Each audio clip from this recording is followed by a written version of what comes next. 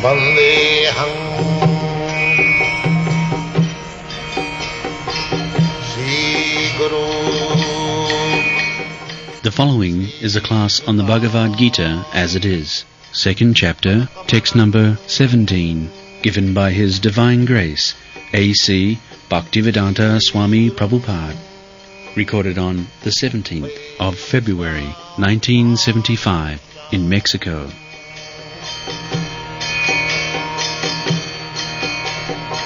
Sri Rupam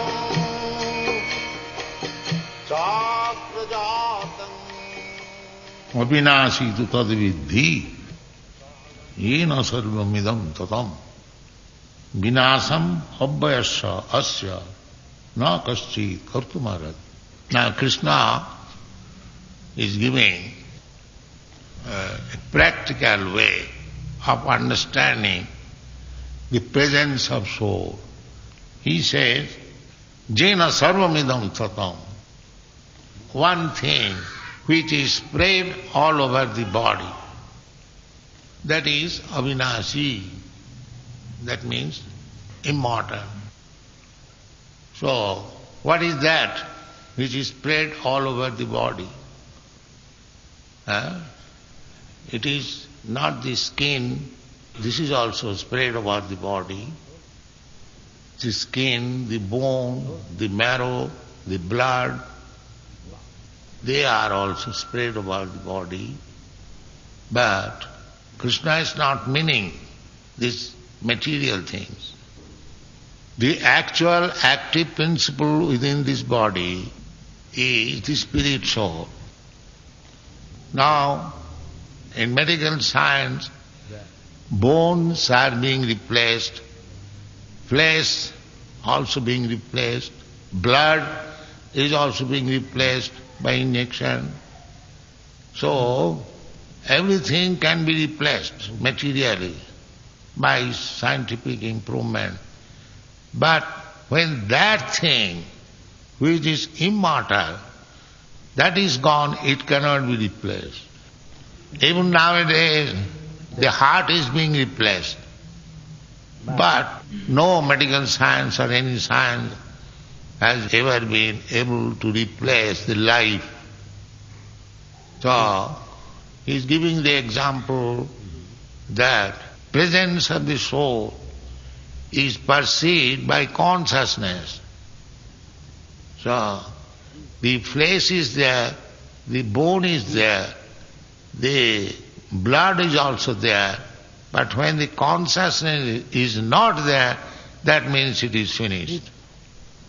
Because the consciousness is there, therefore any part of the body, if we pinch, we can feel pains and pleasure. And when the consciousness is not there, when the man is dead, the flesh is there, the blood is there, other ingredients are there, but there is no more life because it is useless now. Therefore Krishna says that Avinashi tu tad vidhi jena sarvam idam tatam. Tatam means spread. The consciousness is spread. If we pinch in this part, by consciousness you'll feel pain, or this part or any part of the body, because the consciousness is there, you feel pains and pleasure. So Krishna points out that this consciousness is immortal. Abhaya. Abhaya means which is never annihilated. Abhaya. Bhaya means there is whole thing and you can take out part of it. But abhaya means you cannot take a part of it also. It is always wholesome. So this consciousness is abhaya, means never annihilated, and avinashi means immortal. So when this consciousness is transferred from this body to another body, that is called transmigration of the soul.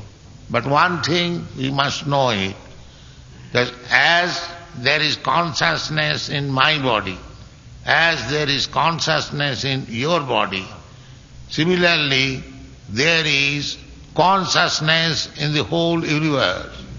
So long the consciousness is there in my body and the consciousness is there in your body or everyone's body, the body is very nice, very fresh, everything is going nicely. So, as soon as the consciousness is gone, immediately this lump of matter begins to decompose. Similarly, this material, cosmic manifestation is working very nicely. The sun is rising, the moon is rising, the seasons are changes, the air is blowing, the light is there, heat is there. Why? Because there is big consciousness. As that a small consciousness in your body and my body, keeping this body fit, similarly, there is another greater consciousness which is keeping this material world fit and working order. So, what is this consciousness? This consciousness is the spread of the soul. Just like example, you take a small grain of arsenic acid and put, or potash cyanide, you put in your tongue, immediately it spreads all over your body and you die. So you can just understand the potency of a small grain of material thing. So how much potency is there of the spirituality? Because we have already discussed material things are inferior and spiritual identity is superior. So you study these material things, a small grain of poison or the sun, how much powerful they are. A small grain of poison immediately can finish the body. And the small disc, although it is not small, it looks, we can see, the sun globe is spreading the light and heat all over the universe. Similarly, the potency of the soul is so powerful that it is maintaining the whole body. Similarly, the potency of God is maintaining the whole universe. Just like on account of the presence of the soul, the body is maintained. Similarly, on account of presence of God, the whole universe or the cosmic manifestation is maintained. As I am a small particle of spiritual identity, I am maintaining this body so sound and healthy. Similarly, the presence of the Supreme Soul, Krishna or God, is maintaining the whole material cosmic manifestation. Every one of us can perceive the presence of the soul and presence of God. Another feature is that your consciousness and my consciousness is different. Therefore, we are all individual. Similarly, God is also individual. That has been explained in the second chapter of Bhagavad Gita. Krishna says, Arjuna, you, me, and all these people who have assembled in this battlefield, they were individual in the past, individual at present, and they will continue individual after death also. Now that individuality, God is great because His consciousness is big. He is maintaining the whole cosmic manifestation, and I am very small. Therefore my consciousness is also limited, and I am spreading all over this body. So any sensible man, intelligent man can understand the presence of God by seeing these cosmic manifestation in orderly being maintained. It is said in the Vishnu Puran, just like fire remaining in one place spreads the heat and light. Similarly, the soul also, being present in some part of our body, it is said in the heart, it spreads His heat and light, the consciousness. Similarly, God is also present. He spreads heat and light, and therefore we find so many varieties of manifestation. Just like this example is very perfect. It's like the light is here, it is localized, but it is spreading its illumination all over this room. The light is situated in one place. Similarly, God is situated in His kingdom or in His place. Still, He is present everywhere. He is present within your heart, He is present even within the atom. Annantarastham paramanuchayantarastham govindamadi purusam tamang bhajan. He is present in His abode, and He is present everywhere. He is present within the atom, He is present within your heart. This is called Parinambad, or the presence of the energy of God. Every one of us, we are also energy of God. There are three kinds of energies. He has got multi-energies, Parasa, Shakti, Vividaivasyate, but they have been summarized into three. The one energy is called spiritual energy, the other is called material energy, and the third is called marginal energy. The spiritual and material we can understand, at least we can feel, when a living man and a dead man. A living man means spirit and matter combined. And a dead man means the matter is there, spirit is gone. So we can distinguish what is spirit and what is matter. So similarly, there is, as this is material world, there is another spiritual world. We living entities, we by nature, we are spiritual. But because we have got the potency either to live in this material world or in the spiritual world, therefore we are called marginal. The real position is, because we are spiritual, we should live in the spiritual world. At the present moment, we have lost our spiritual constitutional position, therefore we are in this material world. Just like a man is generally healthy, but sometimes he falls sick. So at the present moment, our condition is sick. It is called bhavarog.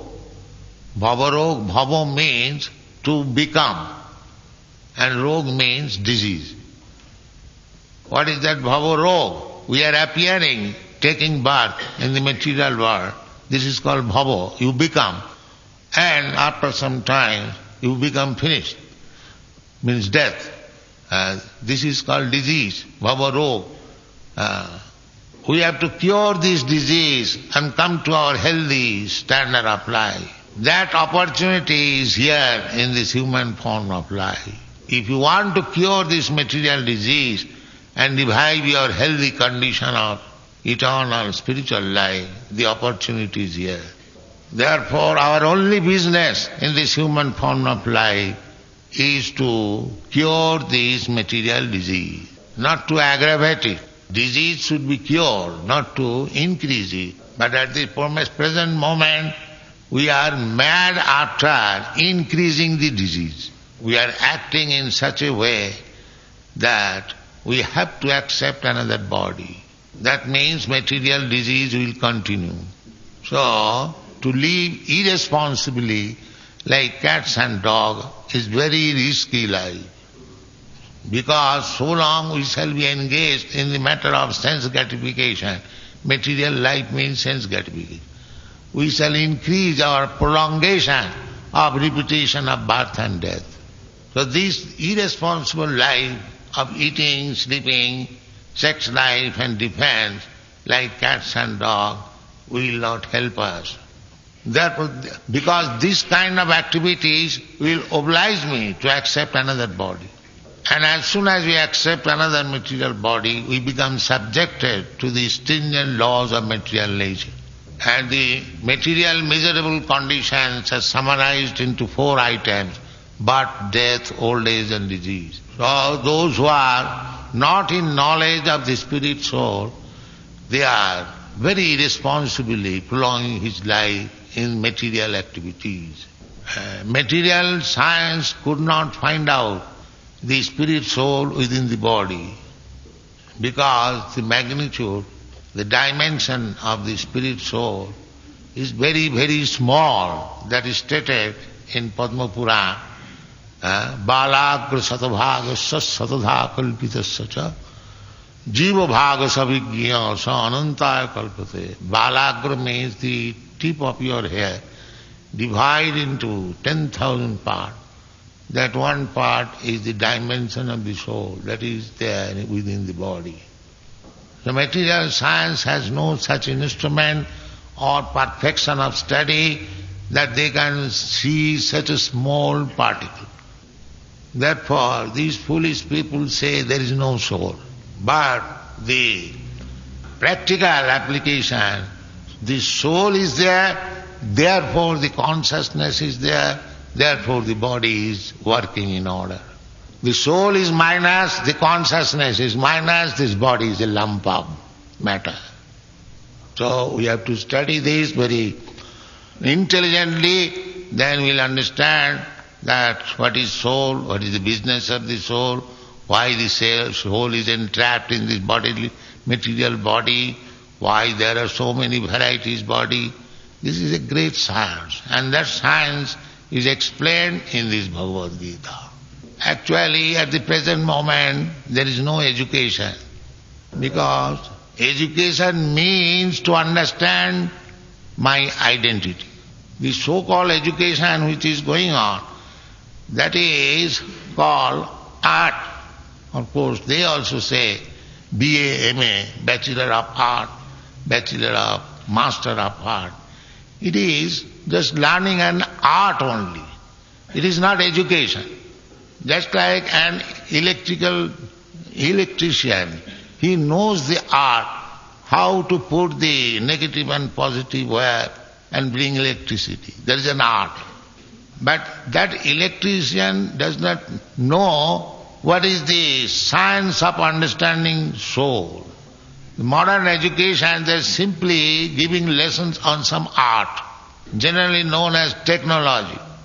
So by that advancement of knowledge, we can construct high skyscraper building, nice motor car, nice aeroplane, nice machine. That is art.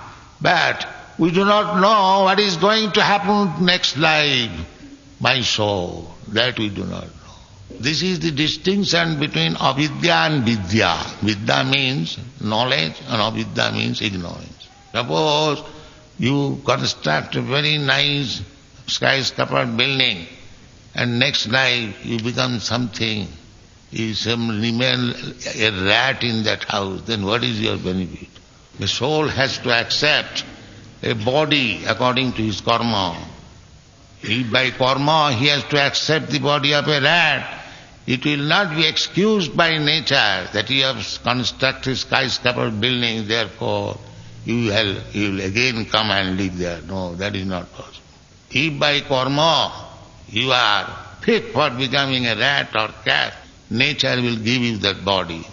On account of your high attraction of the skyscraper building, you can remain there a rat and cat, but you cannot enjoy anymore. Therefore, every human being should be very intelligent that what is going to happen in my next life and prepare for that. Because it is avinashi tad vidhi, that small particle is avinashi, means it is not going to die. The body is going to finish. Then if my next life, next body becomes rat and cat, then what is the benefit I get by this skyscraper building I constructed with so hard labor and perseverance? This is knowledge. If you simply become interested on this small span of life, say 50 or 60 or 100 years at most, but if you neglect your eternal existence, is that intelligence? We are teaching that science and the Bhagavad Gita is there. Take advantage of it. Thank you very much. Is now to become Krishna conscious right now? Yes, if you like, you can become immediately. If you like, you can become Krishna conscious immediately. He wants to know if you believe in God. I don't believe in God. You believe in God? Why I not believe? If you can believe, I can believe also. It is not believing, it is fact. We are explaining the fact, how the existence of God is there. There is no question of believe or not believe. The fact is fact. Just like if there is fire, you believe or not believe, the fire is there. That I have already explained. The fire is there and the heat and light is expanded. If there is smoke, you can understand there is fire. This is knowledge. It is not that you have to see the fire, but because there is smoke, you can understand fully that there is fire. Similarly, the whole cosmic manifestation is working in order. That is explained as heat and light. Therefore, there is fire or God, there must be. So it is not the question of believe or not believe. Fact is fact. When we offer something to you, for example, your picture, you want to know if the spiritual could, simply by the act of offering, to become purified, or if the spiritual master is actually aware of the offering. Offering? Offering. What is that offering? For example, if we offer some food to you, or if we just offer, for example, for chanting, any activity we try to dedicate to you. Yes. The spiritual master is the representative of God. Whatever you offer to the spiritual master, it goes to God. That's like the tax collector, he collects taxes, but it goes to the government. The spiritual master does not take anything for himself. Whatever you give, that is carried to the Supreme Personality of God. Just like in our movement, we collect millions of dollars, but it goes for Krishna's service, for constructing temple, for providing the devotees, for publishing books, for spreading this knowledge in so many ways, not personal expenditure. The spiritual master may not be conscious, but God is conscious. And through God, he is also conscious. Krishna says, Sarva dharman parityajya mamekam saranam bhaja. You give up all your engagement, simply surrender to me. If one agrees to this principle, he becomes immediately liberated. And he says also, Aham tva sarva papebhya mokkhaisami masuch. I shall give you protection from all reaction of sinful activities. Don't bother, don't worry. So he immediately squares up all account if you surrender to him. And if you don't commit again sinful life, then your life is successful. When the devotees are chanting around, and when they think of their spiritual master, they feel a type of ecstasy. So why are they feeling this ecstasy? That is means spiritual standard. That feeling of ecstasy is required. That is spiritual standard. If he does not feel ecstasy, then there is still time to come to the point. That is very good qualification. Generally not. But there is chance, because therefore we have said marginal. Marginal, we have got independence. You can fall down, but generally not fall down. That this world is unreal. Why do we say that there is good thing and bad thing in the world? We don't say unreal, it is temporary. But good and bad, that is our creation. There is nothing good here. Because there is death, then where is the good? If after all your attempts, you die, then where is the good? So good and bad, that is imagination. There is nothing good, everything is bad here.